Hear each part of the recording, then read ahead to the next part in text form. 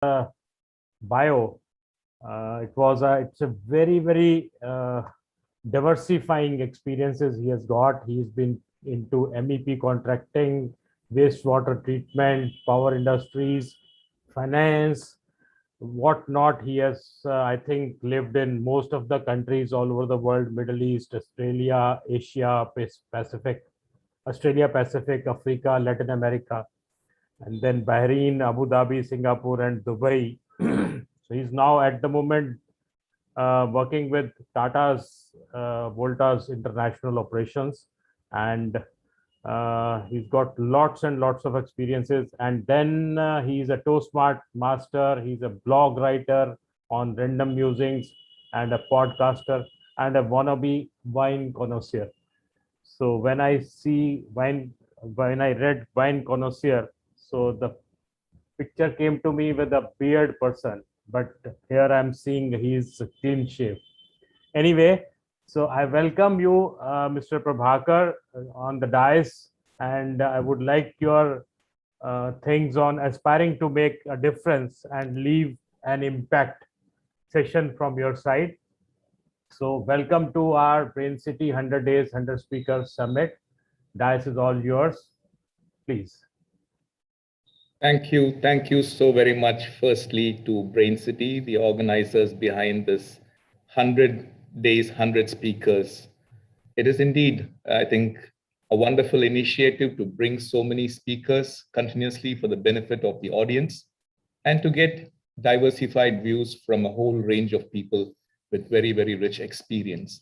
And I like the way that you've organized it, that every day there's a theme and you follow that theme during the evening.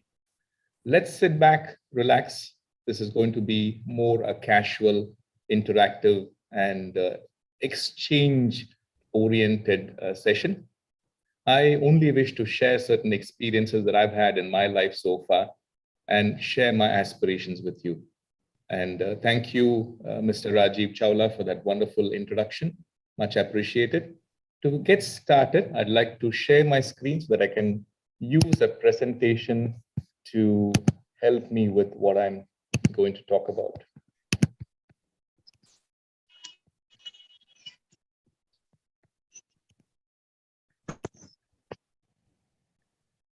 As you all know by now, the topic of my speech today is aspiring to make a difference and leave an impact. Now, before we get started, let me ask a question. What is aspiration? Would anybody like to unmute yourself and answer the question? I'll take a couple of answers. I hope, host, that participants are able to unmute themselves if required. Could you allow that, please? Who would like to give me the definition of aspiration? What do you understand by aspiration? Anyone? Mr. Rajiv, what for you is aspiration? Aspiration is, for me, is my goal which I look forward to achieve in my life. And that goal keeps on increasing every day once I achieve those things. That is my aspiration. Thank you so much. So if you look at Merriam-Webster, this is how they define aspiration: a strong desire to achieve something high or great. Example, an aspiration to become famous. A young man with political or literary aspirations, so generally used in plural, or an object of such desire. An acting career is an aspiration. So this is what aspiration is. Now that we know what aspiration is, let's look at what my aspiration is. My aspiration, as you already know from the topic of the speech, is to make a difference and leave an impact. Now, when you take this topic or my aspiration, I would like to divide it into three segments. One is the aspiration itself. Second, making a difference. And three, leaving an impact. Now, what do you think is key amongst these three things? For me, The key is the gap. And what do I mean by that? By the gap, I refer to my wish or my aspiration and where I am today. So today I am where I am, and I would like to aspire to get to a situation where I'm making a difference in my life, in other people's life, and also would be leaving an impact at the end of the day. And so the key for me, ladies and gentlemen, is the gap that exists between my aspiration and where I am today. And the gap, I realize, and I have realized over the years, is nothing other than myself. The gap is me, or the gap is I. That brings to mind the famous question, the popular question, who am I? Which you all ask ourselves in different contexts, or have been asked the question, who are you, when we attend sessions of different nature. Now, to tell you a little about me, why am I here talking to you? Rajiv has already alluded to some of my experience and background, and please allow me to share a bit more of that. So who am I? Let me start with the professional side of myself. And I have a $10 million to $1 billion story to share with you. Now that might sound quite dramatic, but let me take you through the origins and the passage of that story.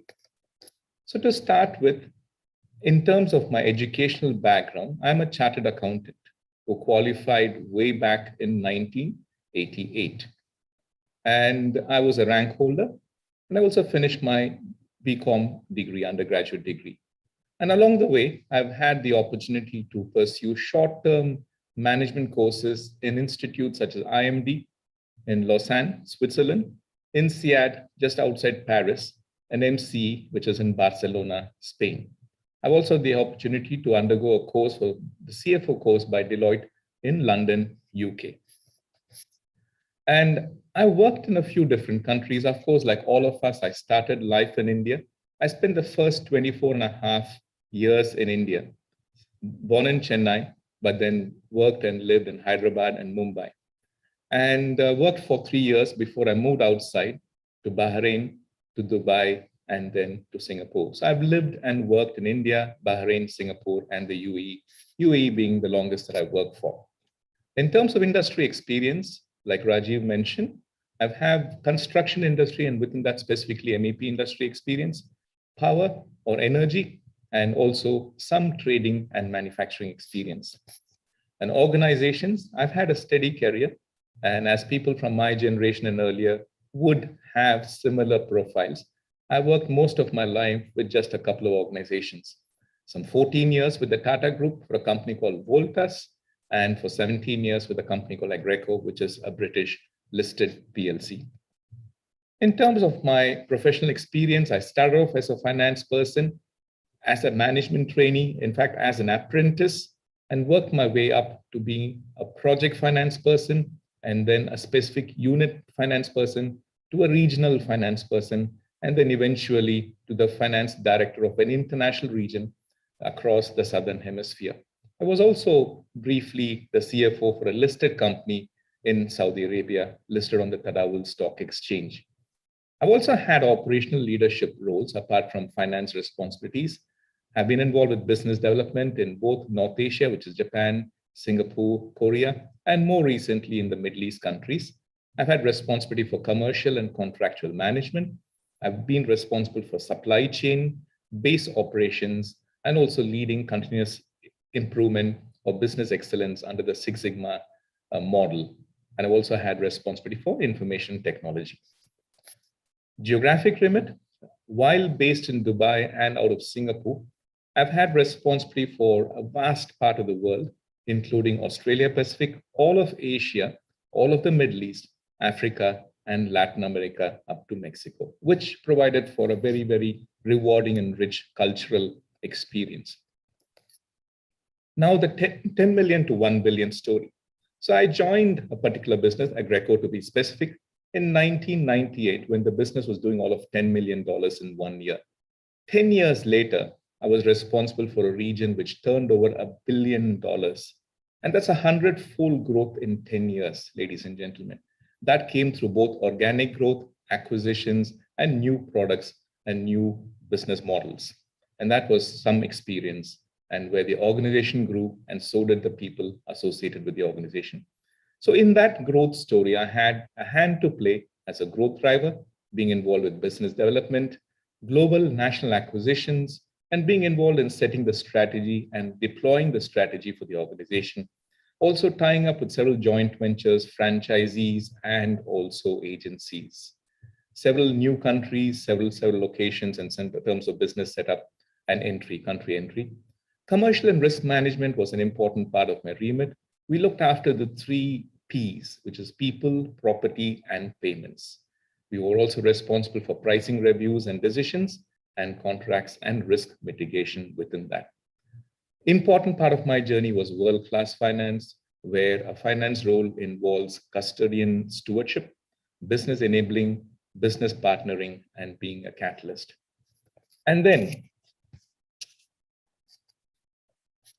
core competencies, therefore, by now made out strong financial background, extensive commercial skills, people management, and client relationships. In terms of leadership, which I pride myself on, I believe in straddling the big picture and the small detail, and being hands-on and decisive, and having clear and open communication. Creative thinking and joining dots is a strength, as is the values, which are very important: integrity, courage of conviction. Mutual respect and being fair to people is something that is very, very close to my heart. And my experience across the Southern Hemisphere and including the Western world has given, importantly, cultural adaptability, being able to work with people from different parts of the world, different languages, different cultures, and different functions and levels in the organization.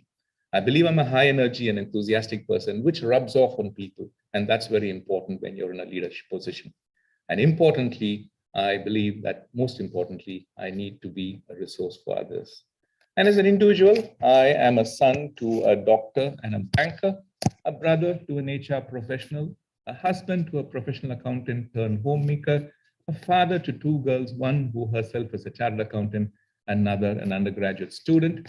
My passions: travel is a passion. I've traveled to some 59 countries, and my aspiration in this aspect is to touch 100 days before I hang up my boots, so to say. Food and wine is an interest. I'm a foodie, but importantly, I enjoy a taste for wine, and I do podcasts. I've done some 15 plus podcasts as a wannabe wine connoisseur. I write. Writing is a desire which I've nurtured over a long period of time. And I started off writing to the COVID work from home time. And I've written some 31 pieces so far on a title called Random Musings. And speaking, I'm a Toastmaster, and also I intend to become a professional speaker. And this is a speech which kicks off a series that I have in mind. Now, coming back to my aspiration to make a difference and leaving an impact, I'm going to share with you the journey that I'm on to bridge the gap that I talked about. Now, before I start about it, I want to talk about a very important thing, which is self-realization. What is self-realization? Self-realization is an expression used in physiology, psychology, philosophy, and piety. Physiology, in terms of our physical existence, health, and well-being of a body. Psychology, our mental health. Philosophy, of course, our thoughts about the world and people and relationships. And piety, of course, spirituality. By general understanding, it is self-realization is the fulfillment by oneself of the possibilities of one's character or personality. It's also referred to as self-actualization. Now, this man, most of us will recognize, if not by his picture, most certainly by his name, Abraham Maslow. I believe he was a psychologist, American psychologist, and he lived between 1908 and 1970, and that's what it is. He said famously, what a man can be, he must be. This need we may call self-actualization. I'd like to pause here and ask a question and request the audience to post responses on the chat box. How many of you think that we are realizing our full potential? I will continue what I'm saying and also share with you his famous Maslow hierarchy of needs. But meanwhile, think about this question and begin to answer in the chat box. He had this model, which he called the hierarchy of needs. Basic needs is something that all of us have, which are physiological needs, which relate to the food that we have to eat to sustain ourselves, the water that we need to drink, warmth if it is cold, and protection from the sun and heat if it is like here in the Middle East. And of course, we need rest and sleep to recuperate and recover. We also have safety needs. We want to be secure and safe and keep our family and close ones secure and safe as well. When we have these basic needs, we then aspire for belongingness and love needs. We look for intimate relationships and we look for friendships that we form within family and outside the family as well. Once we have that, we look for the next psychological need, which is esteem. We all want to be recognized. We all appreciate and want prestige. We all want a feeling of accomplishment, which is accomplishing things and completing tasks and completing and achieving goals and objectives. When we've done all this, we've got our basic needs and psychological needs. But mankind doesn't stop here. We aspire for something more, which is what we call as self-fulfillment needs. This is about achieving one's full potential, including creative activities. I, for one, most certainly believe that each of us have huge potential within us. There's huge potential within us, and we only realize so much of it. And this is where my question comes back to you. If I ask you a question, if I were to ask myself a question, how much of our potential do you think we are realizing in our lives? Do you think we are realizing 50% of our potential? Do you realize you 75% of our potential? Or some of us may be thinking we're already realizing 100% of our potential. Can I really ask now for people to put responses in the chat box? 25, 50, 75, 100. Let's see some answers.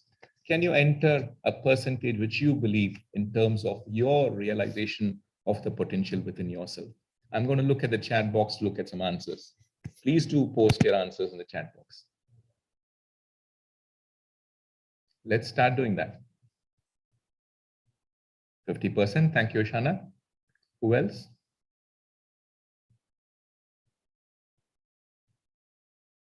How much of your potential, how much of the potential inside yourself do you think you're realizing? How much more do you think your potential you can realize? Would anyone like to post an answer in the chat? Don't be shy. It's just a percentage that you need to share, and no one's going to hold you to it. Feel free to share in the chat box a percentage.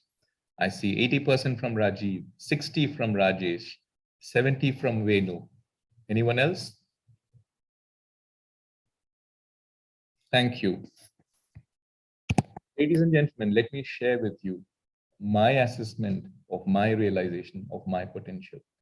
I believe that I'm only scratching the surface of the potential which is within me. There is so much potential that each of us have that we are so focused on some basic needs and psychological needs that in terms of self-fulfillment, especially achieving or creating creative abilities, I believe you're only scratching the surface. I'm mid-50s and I realize that there is so much more potential within us, which is God-gifted, which is inborn, which is in our genes, which is in our psyche, which is physiologically there. I can be much fitter than I am today. I can be much physiologically stronger than I'm today, but I can also be mentally stronger, and I can also be a better resource for myself and a better resource for my family and a better resource for people around me and the society as well. I can also realize my creative abilities so much more than what I am doing today. You've only seen a fraction of what I do, but I believe that there is so much more we all can do to realize our self-potential and also to make it useful for people near us, be it close family, friends, or the wider society. And this is what my aspiration is, to realize my potential so that I can make a difference and leave an impact when the day comes. Now, on a slightly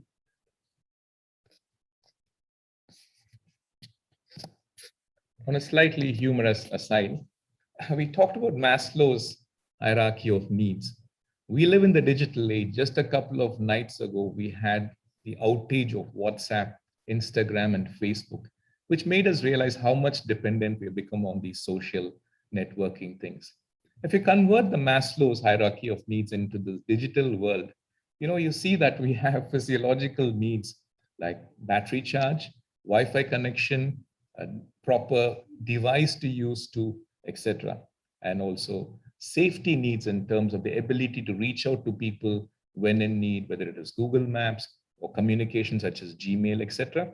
We also satisfy our belonging and love needs through social media such as Facebook, WhatsApp, Instagram, and Skype, etc. Our esteem needs are met by sharing our thoughts on likes of Twitter, and we realize a self-actualization by sharing a profile on LinkedIn and thus letting people know that there is a resource like us available, and if required, we can have a conversation for something that we can do mutually. But that's just a humorous aside in terms of the geographic or the digital age that we live in today. Now back to aspiring to make a difference and leave an impact.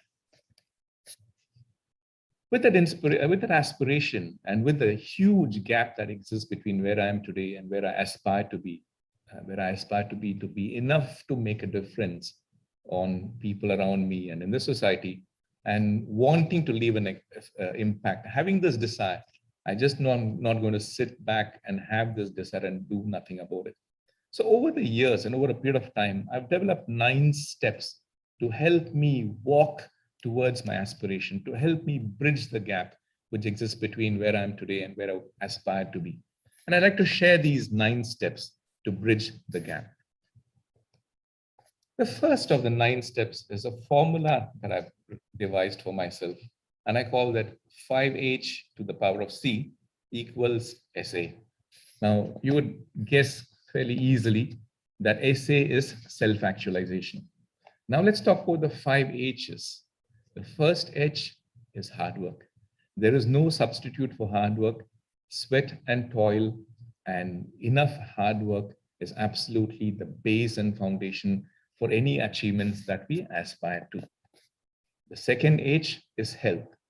Unless we are physically healthy and importantly, mentally and psychologically strong and healthy as well, there is not much that we can do. So it is extremely important that we take care of our health, be it in terms of diet, sufficient exercise, and living in an environment which allows us to be as less stress-free as possible. Psychological needs are very important as well. Health is very important as well. For a fit body, a fit mind is extremely healthy, extremely important. We all know that. I think it is becoming less of a taboo to talk about psychological issues. We all go through ups and downs. It is but natural for us to feel lows. There is no person who doesn't feel down at a point of time or the other, and there is nothing shameful about it. We all go through periods when we have high energy and enthusiasm, and we all go through periods when we are not that enthusiastic or energetic, and we'd rather be alone. But we have to reach out to people and share our concerns and share our issues, and that's the best way we can keep ourselves mentally healthy as well. Now, the third H is helpfulness. We all have come into this world thanks to our parents. We all have become people thanks to our siblings, thanks to our friends, thanks to the teachers in school, thanks to professors at university, thanks to mentors, thanks to colleagues, thanks to coaches, and thanks to people like the network that we have around us, fellow professionals, the fraternity. We learn from everyone, we inspire each other. So when we get so much help from people, it is only right that we stretch our hand out to help. And helpfulness is not just about being generous with your money or setting a percentage of your earnings to give away to charity. And like the saying goes, charity begins at home. You are helpful if you just have a smile for a person, a kind word for a person, if you hold the door for a person behind you. These are all helpfulness. When you're helpful, you get help yourself. 4H is humility. Now, we all have come a long way, and along the way, people have helped us and been the ladder or given us a shoulder to climb on for us to reach heights. At the same time, we should not forget the view from the top is beautiful, but the view from the top is only enjoyed when you have other people with us. I realize that to be humble and grounded and to treat people across the range similarly is very important for me. I try and maintain that, never forgetting humble beginnings that we started and all the people who have helped us come to where we are. The fifth H is humor. Humor is such a powerful medicine.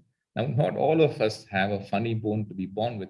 I, for one, did not have a funny bone when I was born. It's hard work, By practicing, one can become humorous as well. It's always nice to see the funny side of a situation. The ability to laugh at oneself, the ability to poke fun at oneself is really good. And when you have like-minded people, you're able to banter and have a joke and share a funny incident that makes life so much more enjoyable. This is in family life, this is with friends, and this is at work as well. Now, consistency. We have all these five H's, fine, I'm wonderful. I have some of it, all of it, or some a little part of some of it, or little part of all of it. But the problem that I struggled with, I'll be very honest, is consistently doing these or having these. So the one aspiration I have is to be a lot more consistent. So when you have these five H's, when I have these five H's, and I'm consistent with these, that's when I believe it'll work towards my self-actualization. Now, the second step, what I call as the facets of a professional gem.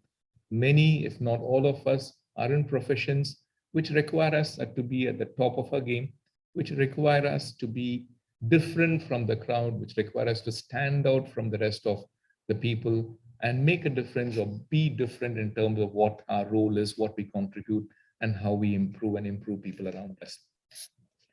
And again, there is something which I've devised for myself, which I have in this shape.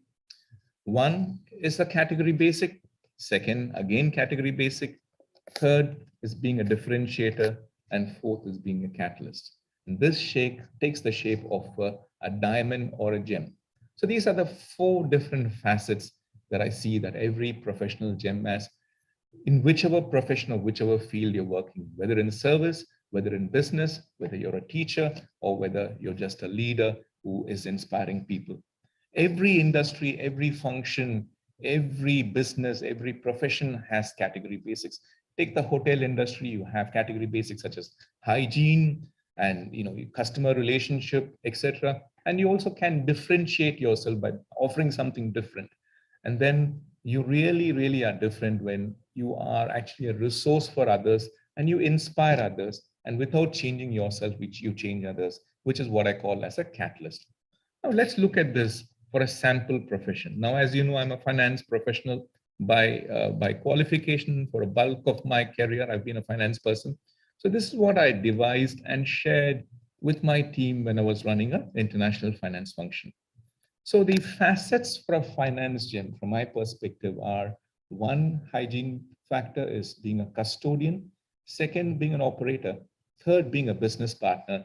And fourth, being a catalyst. Now let's look briefly at what each of these are. Number one, category basic one. It is about first time and right reporting on the first time. Number integrity, no surprises to the management or the business or the stakeholders.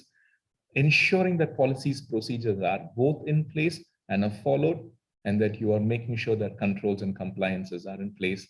And you want to be polite but firm in terms of ensuring that these are happening. Now, this is what I would call as a non-negotiable aspects of a finance person's job. Similarly, the second category basic for a finance person is to own end-to-end process from inquiry to cash, purchase to pay, and ensure that there are front-end controls to ensure that things don't go wrong down the line. As we know, when there is an end-to-end process starting from developing a strategy to closing financially something and collecting the last piece of money or the guarantee that is returned, there are several aspects between it. And as a finance person, we own the end-to-end process. We also need to ensure that the entire process is smooth and efficient, and that there is system sophistication given the age. In evolving and developing systems, we need to ensure that we are at the cutting edge always in terms of system sophistication. There should be process discipline, no doubt, and absolutely no bureaucracy. There should be cost focus and management. And this way, when these aspects are taken care of, a good finance person becomes a business enabler. The third aspect is being a business partner. What do I mean by that? Information and analytics is the basis for which, basis on which a business is run. This needs to be relevant, on time, and it needs to be automated. There shouldn't be a lot of manual effort in providing this information to the business. And it should be in a pre-agreed format with pre-agreed content as well. And it's also a finance person's responsibility to raise constructive challenge. Very often, the salesperson or the operation person has their narrow objective of achieving their sales objective for the month or their operational production objectives for the day or the month. And they tend to take certain approaches which may not be right from a business perspective for the long term. And that's when it becomes important for a finance person to raise a constructive challenge. He needs to be a sounding board as well. He or she can be a fantastic sounding board when quite often the business person is faced with a dilemma. Do I go with this customer? Credit history is not great, but it's a big order, and I need this order to meet my target for this month. Go to the finance person. Be the finance person to whom the business person comes to and uses you as a sounding board. Also, it's important for a finance person to be out and about in the business and the scene of the action, and periodic presence at the work sites, in the factories, in the project sites, in the locations where the action actually happens, and be at the coal phase, as they say. And very often, finance people just ask for a lot of information and use the stick. Oh, it's asked for by the boss, and you please give it to us by this evening, 5 o'clock. Don't be just that person who asks for information. Also, give back information to allow the salesperson or the factory manager to run his operations better. And that way, when you become a partner and a go-to person for the business, you become a great finance person. Now, the ultimate, being a catalyst. The finance person next to the general manager of a business has a bird's eye view of the business. He or she is able to appreciate the end-to-end process of a business. And that's an opportunity, but it's a responsibility. You have a seat at the table next to the general manager. I believe that our general managers, two people who are very important, the right and left hand. One is the HR person, the second is the finance person. These are two people which are his two hands and help him manage the business. Now, a finance person is able to observe behaviors, observe practices in the business. And even though he or she may not have the authority to dictate practices to certain departments or functions, you can be a person who exercises influence without authority and with a smile. Be the voice of reason, be a bedrock. If you do this, then you're a catalyst for the business as well. And that's how you become a finance person. Now, this model, I believe, can be developed for any function, any business, and I would encourage those of you who would like to carry this model away and try and develop this for your business or for your function. Now, let's go to the step 3, which is striking a balance. I have a short acronym for this. It is for work-life balance. I have this acronym which I call as AWAY. Now, what does A stand for? I'm a firm believer that all work and no play makes Jack a dull boy. In an organization that I work for, I've been fortunate enough to be with colleagues who believed in working hard, but also believe in playing hard. So you have fun when you're working hard, and then that means that you enjoy what you're doing, and you also get paid at the end of the month for it. And that's the best way to go about work. So find things of common interest with colleagues and do these things outside of work and not just work. Very important. Second one is work hard and smart. There's a lot of us traditional people who believe that a person is hardworking if he's seen in the office at 7 or 8 in the morning and still in the office at 7 or 8 in the evening or even later. Gone are those days that you have to wait till the boss is left and then you leave and you make a positive impression. More value is assigned to the people who are very smart and efficient and finish their work in a shorter period of time and are able to develop themselves and offer more to the company as well. You need to be not only efficient, but need to be effective. You may be very efficient and complete what you're given within a period of time, etc. But if that is not useful for the business or for the function that you're part of, that is only so much useful. So you need to be effective as well. Now, this doesn't mean that you can compromise what you're doing. One has to do what one has to do. You have to put the necessary hard work. You have to meet deadlines. You have to complete and you have to meet commitments, most importantly. This is what I tell myself. Now, while I say this, I'll also talk about priorities, which are number one, family. I may not be the best example, but I still put it out there as have your priorities of the family first, your profession second, and then your other interests. Number four, get that desired result. Now, we very often, as leaders of people or managers of groups of people, are required to get things done by people. Now, I've seen so often that I've gone and asked for things, but I've not got the required result. I've sat back and analyzed why this has happened. This has happened because I've missed doing something. In doing and asking for support, I failed to use SPECS, another acronym. Let me tell you what it means. One, I failed to be specific. When I'm asking for something, I need to be very specific about what I need. Second, I need to give the purpose of asking for this information. I enable and empower people if I explain, well, I need this information. This is how I'm going to use it. And that person has a better understanding of why I need it, how I need it, and when I need it. So I need to explain the purpose of what I'm asking for. Empathy. If you've done the work hands-on yourself, you know the nuts and bolts, you know how much time it will take to accomplish a particular task or finish something. So have that empathy to people. Don't be unrealistic in setting demands. And that is why I always ask my colleagues, well, I need this done. How much time do you think you need?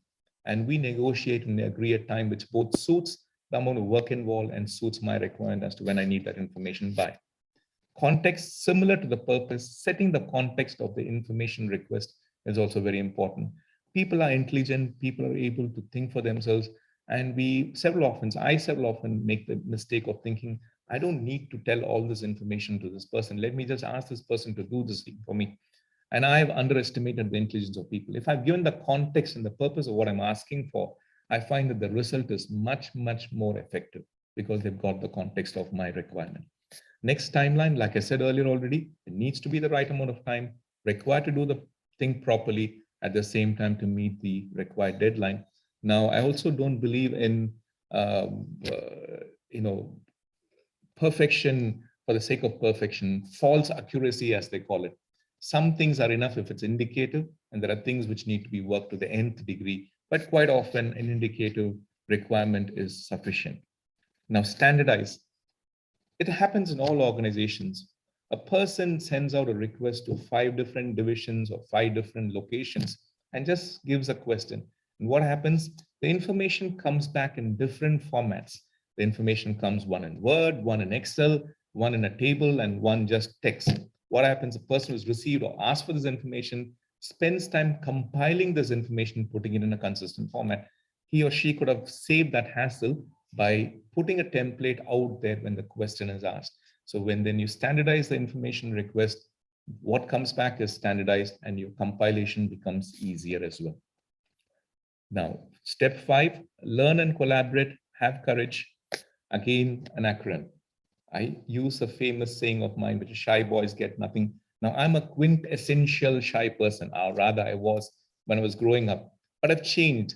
I like to believe that I was a very, very introverted person, and I'm now on the journey towards becoming an extroverted person, not quite there, but somewhere in the middle, which is called ambivert, by the way. And I use the acronym less shy. What does less shy stand for? The L is learn from everyone. I sincerely and truly believe that there is an opportunity for all of us, and definitely me, to learn from everyone that I come across in my every walk of life. And that's an opportunity day in and day out. Second, encourage. I think we all know in terms of how we can get most from people and ourselves if we encourage ourselves and encourage others in doing things, sharing and collaborating. Now, the 2 most powerful words in English that I know of are these 2: share and collaborate. Sharing is caring. Collaboration is all about working together. I think that, like they say, many hands make work light. When you put together your effort to achieve a result, that happens so much quicker and so much faster. I'm not saying there's too many cooks, but get the right team together and collaborate, share openly, share information openly. There is nothing that is to be kept close to your chest and plate. Nothing is to be gained from that. Share openly with people and collaborate to get better and important results. Now, excuse my French or excuse my language, shit happens. Things go wrong. Things can't stay always calm and steady. Things do go wrong, whether it's professional life or personal life. What is more important is dealing with it, how one responds to it, how one tackles the challenges. So, learning that is very important. Now, that is less. What is shy? Straddling the big picture and the detail and being able to quickly switch between the two. One needs to stand back and look at the big picture and appreciate what's happening all around us. At the same time, we cannot just do that. We need to come close to the matter and pay attention to the detail as well. One without the other does not work, is a lesson that I've learned over the years. Second, again, this is a very thing. This is a thing which is very close to my heart. If one has the courage of conviction, one can go about doing what one has to do, despite opposition, despite challenges, despite setbacks. And even if people criticize you, even if people don't like it, if you have the courage of conviction in your mind and heart, you can go about doing it. I believe in doing what is right for the company, what is right for the people, very close one after the other. And importantly, one cannot stay enough of please and thank you. Step 6, values are very important in our life. Again, personal life, professional life. And I have an acronym for this FIRM, which is about treating others as one wishes to be treated. What does FIRM stand for? Fairness. Being fair comes very close to being the topmost value for me. Fairness is important, whether it's within family members or whether it's with friends or whether it's your colleagues, etc. Treat people fairly and you will find that that pays back big time. Integrity is very important. Integrity does not have to be explained. We all know what integrity is, and that's extremely important as a value. If you have that conscience which tells you what you're doing is right or wrong, even when someone is not looking at you or watching you, one would still do the right thing. Mutual respect is important. Respect is not for position. Respect is not for status. And one of the important things I do when I interview people for important roles is observing how they deal with the people who help us in our lives, people who drive our vehicles, people who bring us a tea and coffee, and people who serve us at our restaurants. It says a lot about how people talk to these people, how people address them, and how people behave with them. Mindfulness, being conscious of the situation, being conscious of the circumstances, being conscious of the environment, being conscious of people's state of mind, people's emotions, and tailoring and converting your actions or words to suit is very important. This is what I mean by values in terms of being firm. Another important thing I already talked about sharing and collaboration. One draws inspiration from various sources, and that comes across different people and different walks of life.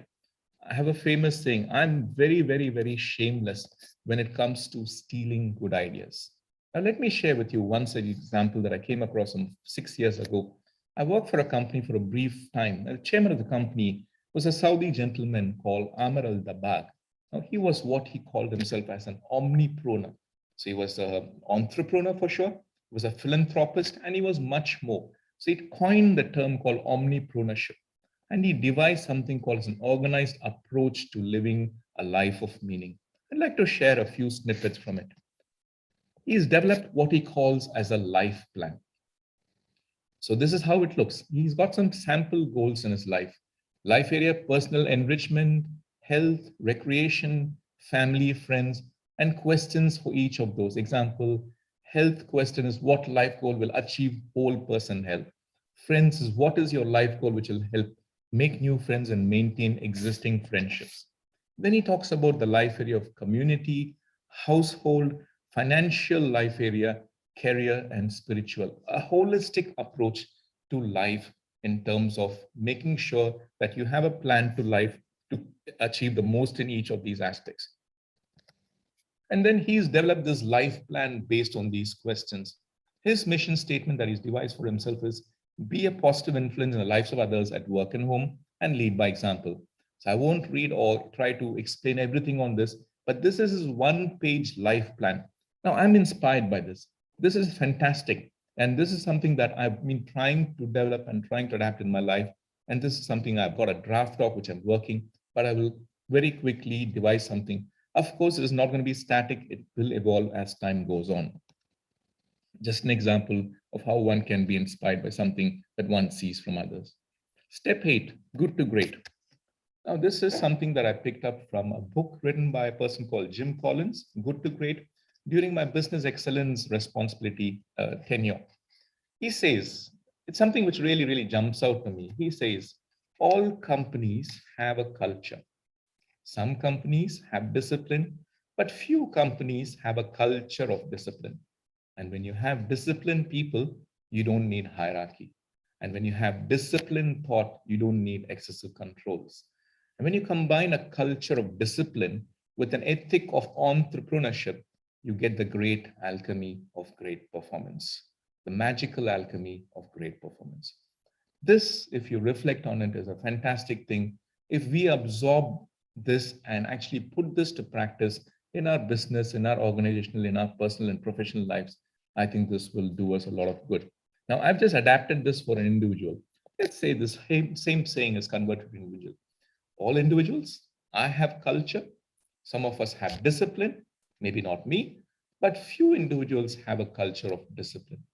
When I'm disciplined, I don't need hierarchy in terms of whether it's a family hierarchy or relationships outside, professionally and personally. And when one is disciplined in thought, I don't need controls. I don't need people looking over my shoulder.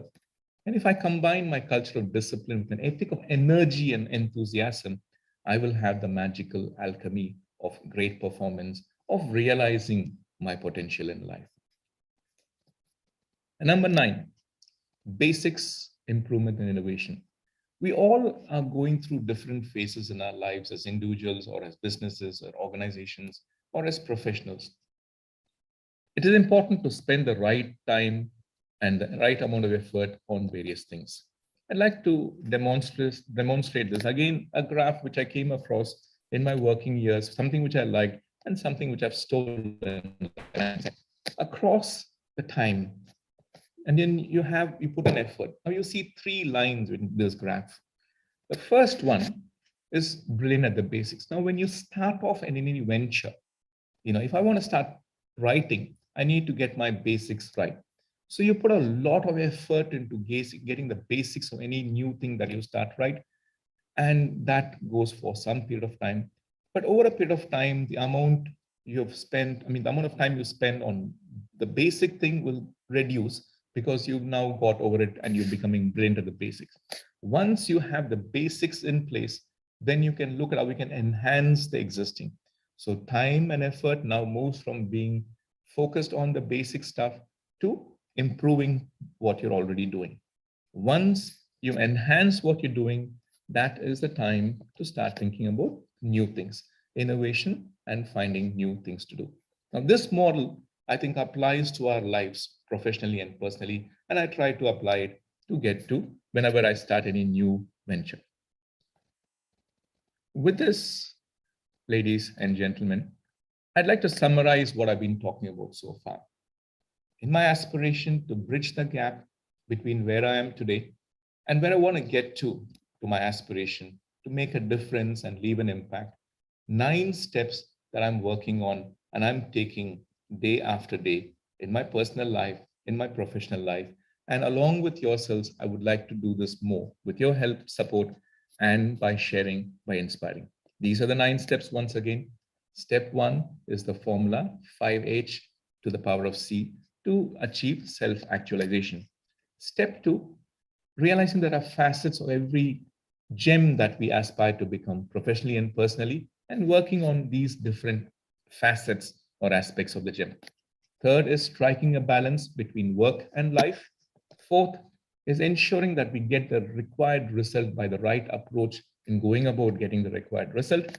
Step 5, learning from everyone, collaborating, and to achieve better results and improve results, and having the courage of conviction.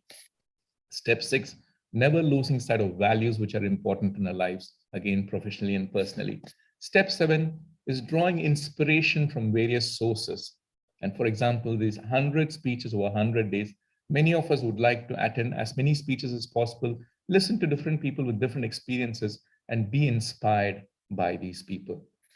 Step 8 is aspire to go from being good to great.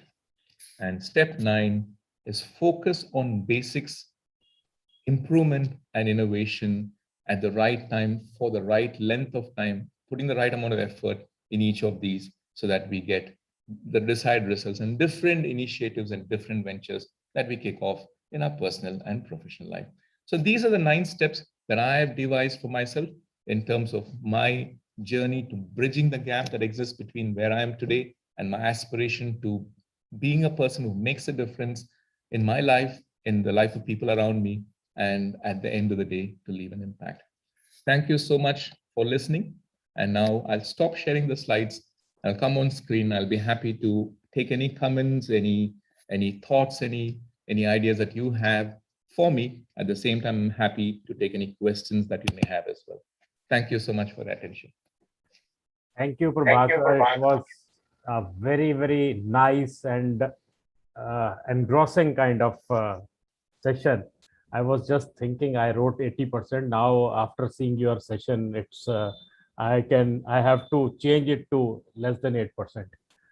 So my self-actualization, you have changed my perspective on, I think, what I can do and what I have done till today. This session has given me a fair amount of idea that I'm lagging behind in many things. So thank you very much for enlightening us on this topic. And I think many of us here must be thinking that where we are lagging in our life and where we can improve on our self goals. So anybody wants to ask any question? It was a very, I would be seeing this session at least 3-4 times on YouTube to understand all the things, because it was such a long and so many things you discussed. So in one go, I don't think anybody will be able to catch up everything.